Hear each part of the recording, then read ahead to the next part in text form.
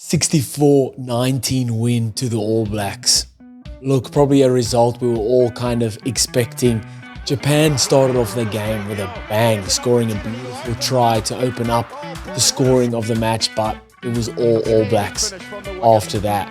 A huge positive for me for the All Blacks was seeing how well, how mobile, how good this forward pack did.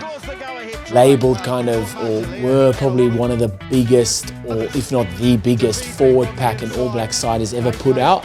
To see how mobile these guys were, really positive. Huge shift from that forward pack and a big positive for the All Blacks looking forward. But before we get into it, let me know in the comments what you guys thought of the game. Who played well? Who didn't? Were you expecting this scoreline? Who played well? Let me know in the comments. Hit that subscribe while you're there. Let's get into it. So we'll stick on the All Blacks first. Look, 64 points, big score. I wasn't expecting that much points. But before we get into all the praise and all of that, like, yes, scoring 65 points against any team, well done. And what I'm about to say is kind of to be expected. When it gets all loosey-goosey and chucking the ball around, there was a lot of missed opportunities from the All Blacks. I feel like they could have at least scored another 10, 15, 20 points. And there's a period in that second half where it just got throwing the ball around, a bit loosey-goosey, a bit everyone wants to do everything. And it's to be expected. In those games where the ball is thrown around, it's high scoring, you want to try new things. It's players that are coming onto the field trying to prove a point, players that are on the field already trying to prove a point. It's to be expected. But in saying that, still some quality rugby across the board. A biggest part for me, biggest tick for me was this forward pack from the All Blacks. Yes, Amor probably not. He didn't start the game off well with the first line out that went not straight. A bit of timing that was off as well from the jumpers. Apart from that, there was one line out that they missed out there, the first one. Amor was fantastic. Tossie was really good. Williams was good. Darry was good. Tui Polotu was good. Finau, Kane, Satiti, that whole forward pack, really good. One of the biggest forward packs, apparently, that the All Blacks have put out. But to see how mobile they were throughout the game, and let's be honest, when the subs were made, that's kind of when things started going off game plan, off topic, loose passes, not good rucks, throwing the ball around. When this forward pack was on and going forward, they were unreal.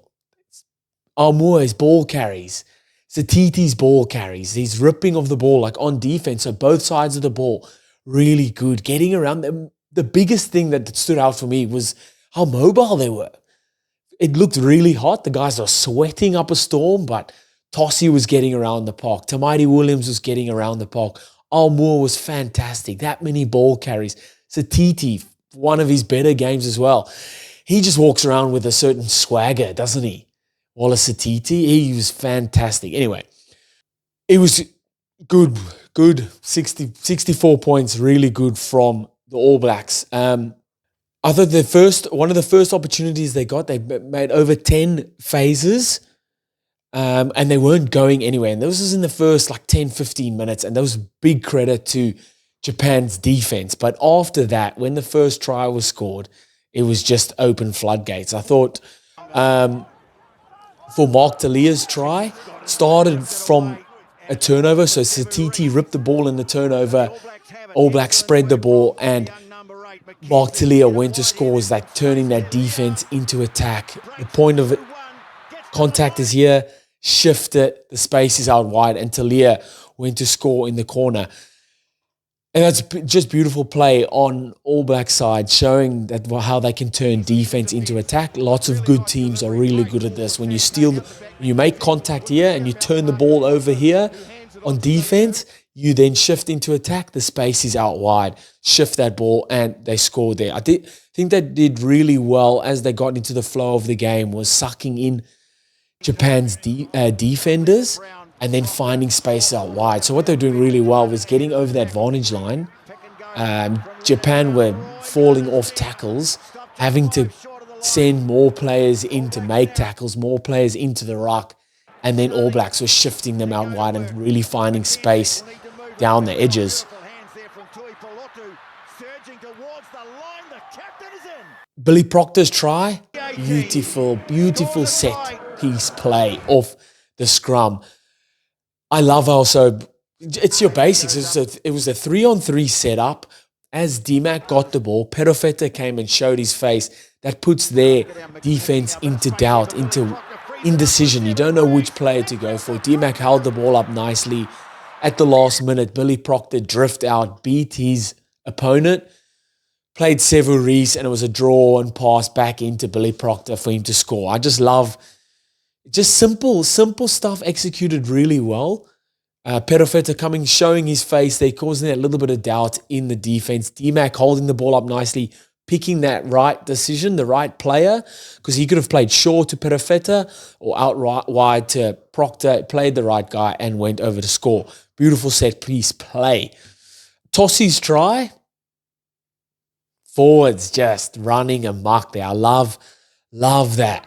Almua with 4 or 5 defenders on his back, running around. They're just causing absolute chaos down the touchline.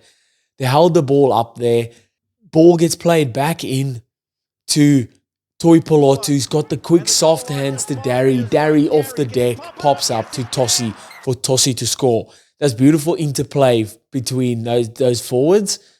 Soft touches, awareness of who's around you, taking the contact or playing the ball before contact, and Tossi goes over to score. And then, things, like I said, things did get a bit crazy in the back end there, throwing the ball around, a bit of missed opportunities. Probably a bit of credit to Japan, how they kind of worked their way back into the game a little bit there. It's expected in those high-scoring games, free-flowing games where things just get out of hand a bit. You're trying all different things, and man, it's to be expected. 60 points still on the board is good to see. Big shout-out to Ruben Love. Scores a double on debut. How good. No matter how they come, easy and or hard, you grabbed it, man. How good. Peter Lakai came on to make his debut as well, which is fantastic. D-Mac kicked 7 out of 10 off the tee. Not bad at all. There's a couple of tough ones there right from the touchlines. Is striking them nicely off the tee. My standouts are just that forward pack. All Blacks forward pack, outstanding. Like I said, one of the biggest forward packs ever selected for the All Blacks. But man, were they good. Were they mobile? Both sides of the ball, tackles, mainly ball carries. Almua, fantastic. Satiti, Samipeni Finau, Tuipolotu. Tuipolotu's, I think he stole 2 or 3 balls as well, off rucks. They were all outstanding. Well done to the All Blacks forward pack. And it's a massive positive for the All Blacks looking forward. You're going into those bigger tests where you need your big boys, but can they bring the other side of the game where, yes, they're big, strong, they're going to win you your collisions, but can they go for 40, 50, 60 minutes? And to do that against the Japanese side in Japan where it's really hot, humid, the ball was thrown around a lot, the ball was in play a lot, and they did that well, I thought.